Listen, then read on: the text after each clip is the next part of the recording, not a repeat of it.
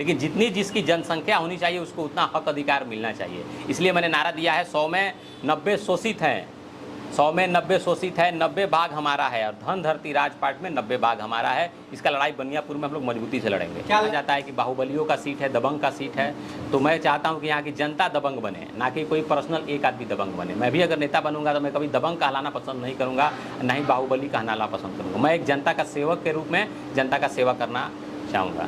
रवि जी, आज की जो प्रेस वार्ता है किन कारणों से रखी गई है? सबसे पहले तो आप तमाम साथी जो भी आए आप सभी को धन्यवाद और आपके जितने व्यूअर हैं सब किसी को मेरा नमस्कार। देखिए, आज प्रेस वार्ता रखा गया है बनियापुर विधानसभा के विषय पर। आज सभी साथियों के बीच में मैं ये अपना ऐलान करना चाहता हूँ कि आने वाले बनियापुर विधानसभा में मैं मजबूती से चुनाव लड़ने जा रहा हूँ और मुख्य यही चीज़ है कि आपके बुलाने का मकसद यही था कि मैं ऐलान करना चाहता हूँ कि बनियापुर विधानसभा से मैं चुनाव लड़ने जा रहा हूँ। लगातार आप क्षेत्र भ्रमण कर रहे हैं, लगातार युवाओं का काफ़ी ज़्यादा समर्थन भी आपको मिल रहा है। जहाँ जा रहे हैं सैकड़ों की संख्या में युवा आपका समर्थन कर रहे हैं, बुजुर्गों से मिल रहे हैं। लोगों से जब मिल रहे हैं तो क्या रिस्पॉन्स लोगों का है, क्या प्रेम भाव आपके प्रति है लोगों का? देखिए, अभी तक मैं विभिन्न पंचायतों का दौरा कर चुका हूँ, जिसमें साबुद्दीन भीटी पंचायत हो, पिंडरा हो, हरपुर करा हो, जजौली हो, दुर्गौली हो, तमाम पंचायतों में मैं घूम रहा हूं और मैं जा रहा हूं तो लोग आशा भरी नज़र से हम लोग को लोग देख रहे हैं।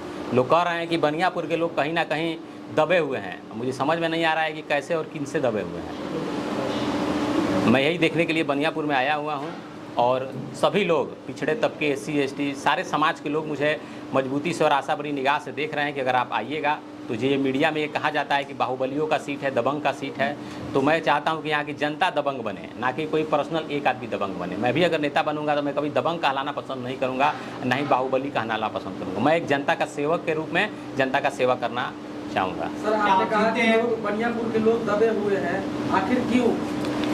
इसका जिम्मेवारी कौन? देखिए, बनियापुर में जब मैं घूम रहा हूँ, ये तो आपको भी मालूम है किससे दबे हुए हैं। मुझे पर्सनल किसी पर कोई बात नहीं कहना है, लेकिन गांव में जाने पर समझ में आ रहा है कि लोग बोल नहीं रहा है। तो कहीं ना कहीं नहीं बोलने का बहुत सारा कारण है कि लोगों को दबाया गया है कि लोगों को यहाँ बोलना नहीं है।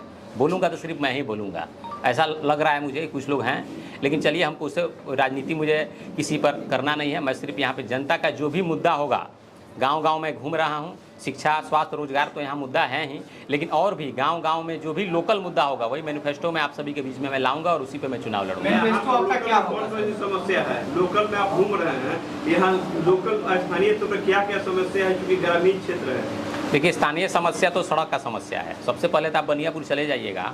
बनियापुर से जो परसा की तरफ जा रहा है तो वहाँ आप जाइएगा तो देखिएगा कि आप छोटे गाड़ी और मोटरसाइकिल से आप चल नहीं सकते हैं। अगर अपने परिवार को ले जा रहे हैं तो मोटरसाइकिल कहीं ना कहीं इतना गड्ढा है कि आप उसमें गिर जाइएगा। अभी चुनाव आ रहा है तो मैं सुना हूँ कि उसका टेंडर हुआ है और अभी तक उसी तरह तमाम बहुत सारे ऐसी सड़कें हैं। और स्वास्थ्य पर देखिए, अगर आप जाते हैं मामूली सा इलाज कराने के लिए तो सीधे आपको रेफर, हड्डी अगर भी टूट गया है आपका तो मात्र आपको सीधे रेफर कर दिया जाएगा कि आप पटना PMCH में जाइए।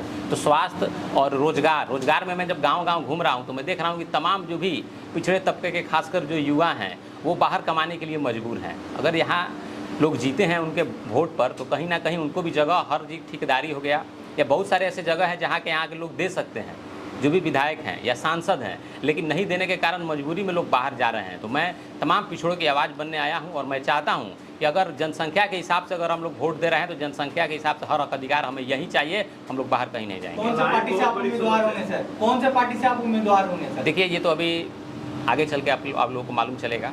सर, पलायन बहुत बड़ी समस्या है क्योंकि यहाँ पर जो भी लोग हैं गांव में जाइएगा तो 18 साल 20 साल के बाद में लोग नौजवान नहीं मिलेंगे, अब बुजुर्ग लोग और बच्चे ही गांव में दिखाई देते हैं। आखिर इस पलायन की समस्या से आप निदान कैसे पाएंगे? क्योंकि रोजगार के लिए लोग पलायन करते हैं, शिक्षा के लिए पलायन करते हैं, चिकित्सा के लिए पलायन करते हैं। देखिए, बात आपका सही है, सबसे बड़ा रोजगार है। तो मैं गांव-गांव घूम रहा हूं और अगर जनता समर्थन देती है तो हर एक 5 पंचायत मिला के एक छोटा सूक्ष्म लघु उद्योग हम लोग चलाने का काम करेंगे और उसके माध्यम से सैकड़ों नौजवान को 5-6 पंचायत मिला के हम लोग नौकरी देने का काम करेंगे, जिसमें बहुत सारे रोजगार है। आने वाले समय में मैनिफेस्टो में आप लोगों को हम लोग बताएंगे। रवि जी, आप लगातार सक्रिय राजनीति में है, लेकिन यहाँ से कई सारे लोग, अभी आप तो बहुत सालों से लगातार लगे हैं, लेकिन कई सारे लोग नया हैं जो कि टिकट की दावेदारी कर रहे हैं। तो क्या ऐसा भी हो सकता है कि टिकट अगर आपको नहीं मिलता है तो आप निर्दलीय मैदान में उतर सकते हैं? देखिए, मैं तो कहता हूँ कि टिकट पार्टी देता है, लेकिन सबसे बड़ा टिकट तो जनता देता है। जी बिल्कुल। और जनता के बीच में जा रहा हूँ और जनता मुझे कह रही है कि आप नौजवान हैं, आप युवा हैं, मजबूती से लड़िए। पार्टी के टिकट लेके लोग पटना से आएंगे, लेकिन ओरिजिनल अगर कोई जिताता है तो वो जनता जिताती है। तो मुझे पार्टी के किसी टिकट पर विशेष झुकाव नहीं है, ठीक है। मैं जनता के टिकट की आशा करता हूँ। जनता अगर मुझे वोट देगी तो मजबूती से मैं उनके लिए काम करूँगा। सर, एक बात आपने पोस्टर के ऊपर लिखा है, 10 का शासन 90 पर नहीं चलेगा, नहीं चलेगा, इसका क्या मतलब है सर? देखिए, 100 में आज जगदेव बाबू का शहादत दिवस है। बिहार लेलिन अमर प्रसाद जगदेव प्रसाद कुशवाहा जी का अरवल जिले के कुर्था प्रखंड के कुरहारी ग्राम में 2 फरवरी 1922 का उनका जन्म हुआ था।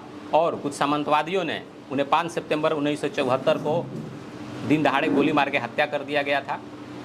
आज उनका शहादत दिवस है। तो मैं यही नारा उनका जो आप पूछ रहे हैं वो नारा उनका लिखा हुआ है। और बनियापुर में तो मैं देख रहा हूँ कि 10 का शासन ही लगातार चलते जा रहा है। देखिए, किसी समाज का हम लोग का विरोध नहीं है, लेकिन जितनी जिसकी जनसंख्या होनी चाहिए उसको उतना हक अधिकार मिलना चाहिए। इसलिए मैंने नारा दिया है 100 में 90 शोषित हैं, 100 में 90 शोषित है, 90 भाग हमारा है। और धन धरती राजपाट में 90 भाग हमारा है। इसका लड़ाई बनियापुर में हम लोग मजबूती से लड़ेंगे। क्या 90% लोग हैं वो आपके साथ हैं?